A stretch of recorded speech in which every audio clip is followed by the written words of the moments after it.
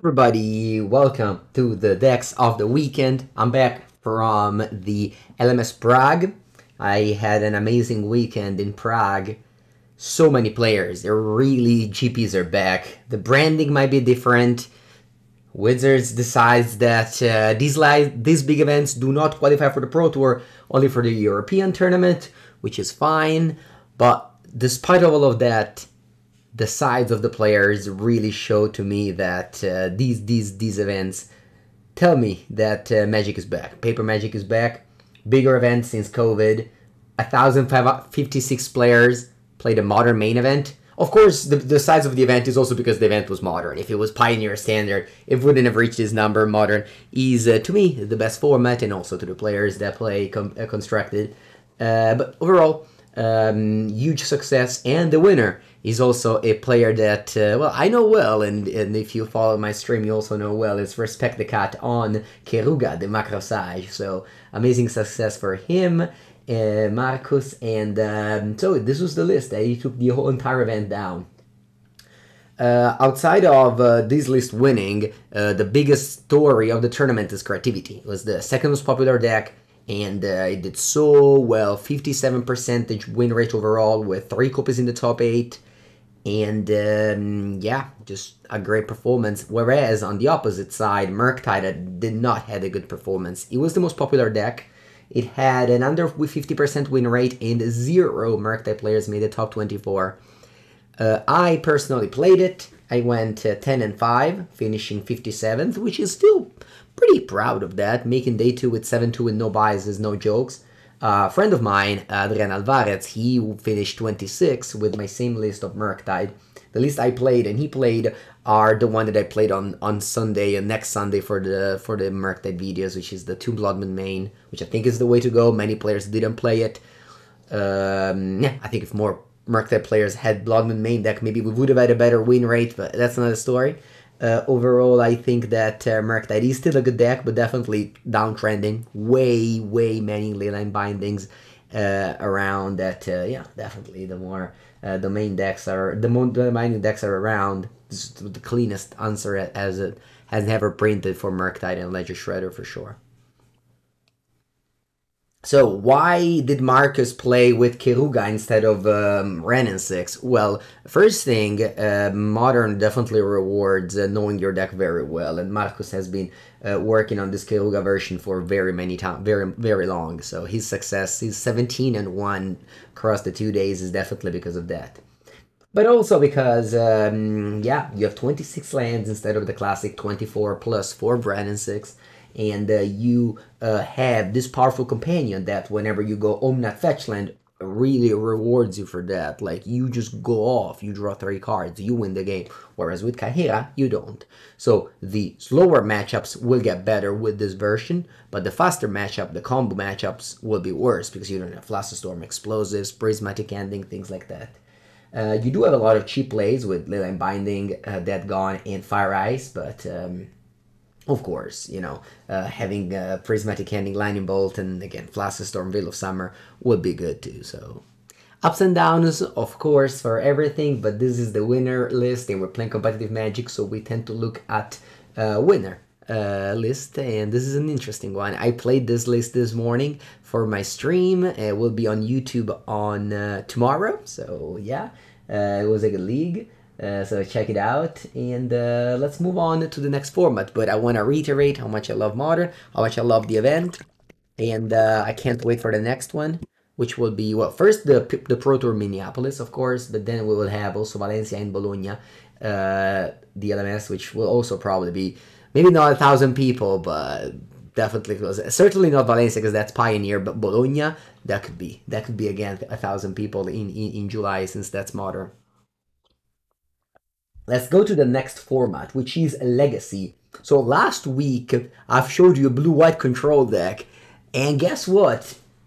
Jeskai Control won again. Control decks are basically unstoppable now in Legacy. I honestly have a hard time looking at this list and thinking, yeah, this deck loses to nothing. There's no more expressive iteration to punish you. Control deck just unstoppable. Well, I don't know, but this is definitely the case for Juju Bean, one of the best legacy player in the world that keeps on crashing and won the Mox Showcase, the most important legacy tournament of the season, winning its slot in the Mox finals with Blue Eye Control. Blue Eye Control, but there's Murktide Regent, there's Days Undoing. So what does this deck list do? Let's unpack it a little bit. First, he plays Counterspell. Not a common card in Legacy, I'll tell you. And then he plays the Narset Hold Breacher Days Undoing combo as a finisher. And then you're playing with Singleton Murktide, Singleton Emperor. This deck list has 3 win cons. Okay, so if you play this deck list in paper, get ready to either play very fast or win 1-0 because you have 3 win conditions. This is not very many.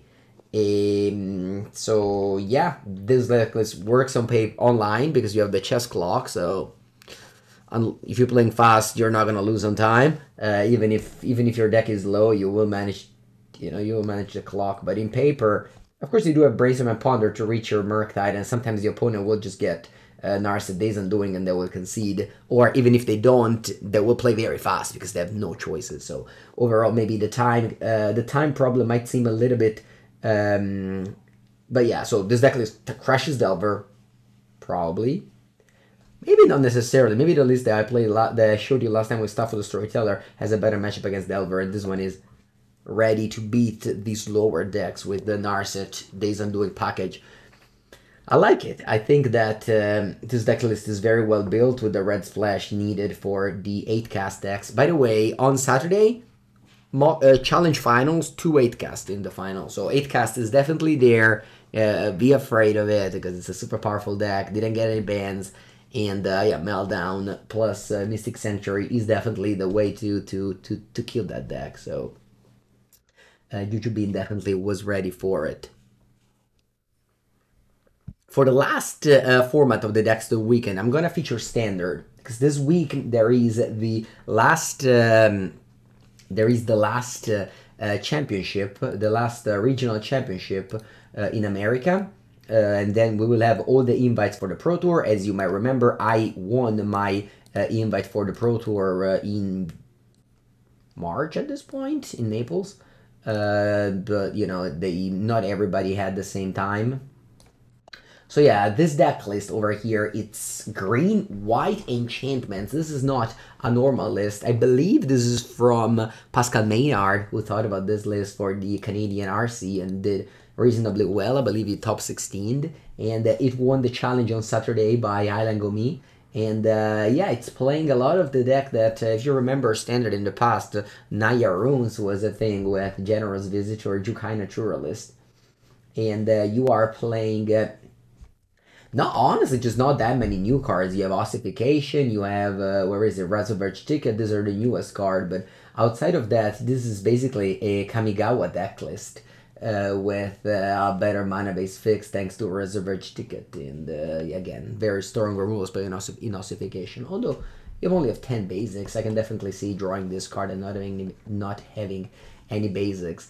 Weird to see a green-white deck when, Grixis looks like to be like the most popular deck, or not just Grixis but Rakdos, just in general, decks based around Fable and Bloodtide Harvester are so popular that seeing a completely different combination succeeding is strange. But that means that the format is healthy, honestly. I believe this weekend there was a regional championship in South America, and it was won by Domain Control, which is another weird deck, right? So cards might be repetitive, but the winners are definitely was different. And I'm gonna record the podcast later today with the Carnies, and we're going to be talking about for sure Standard, since that podcast is competitive Magic, and Standard is definitely the focus right now with the Pro Tour being in Standard next month. So while I probably don't bring Standard on my channel in gameplay, I do talk about it via Decks of the Weekend and via podcast. Thank you everybody for listening and watching. I'll be back next Monday with Decks of the Weekend. I know today is not Monday, but yesterday arrived way too late to record this, so here I am. Have a good day everybody, have a great week.